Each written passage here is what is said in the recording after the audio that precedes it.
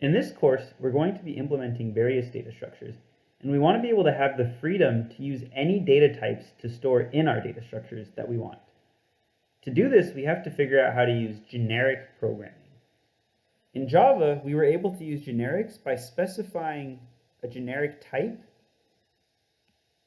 So this is a generic type right after our class name. So I say class, and then my class name, which is node, and then in brackets, I can specify a generic type that I'm going to arbitrarily say data. I'm going to call it data. Now, anywhere within my node class, I can use this generic data type.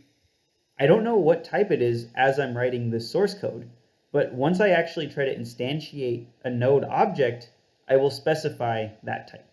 So for now, we're just saying, hey, it's some type that I'm going to call data. Then I can create variables with that type. I can use that type as a parameter, and I can even use it as the return value for various methods.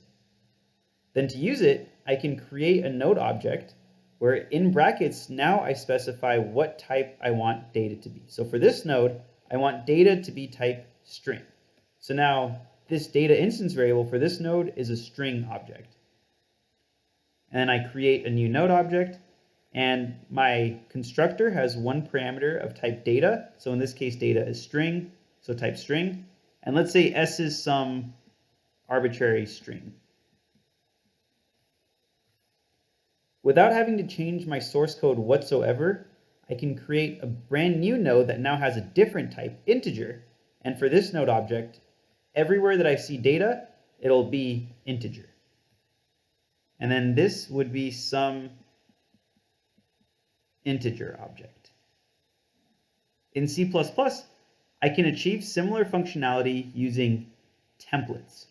So here, to declare a generic type, I had to just specify it in brackets after my class name. Here, before I write my class, I specify a template. I'm saying template type name data, and this is equivalent to this bracket data thing. I'm saying I'm going to specify a generic type, and anywhere in my code, just call that generic type data. And then when I create an instance of this node object, I can specify the type, and then everywhere within my class, anything that said data, capital data, will now be string or int. So here I have my generic type, I have my generic type. So now I can create a node object that stores strings. So I'm specifying string as my generic type. Now this is string,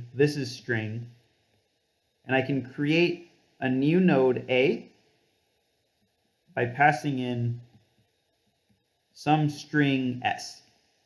And similarly, I can create a node object that stores ints, basically by specifying int here. Now everywhere here, this is int, this is int. I can create a new node called b, and I can pass in an int to initialize it.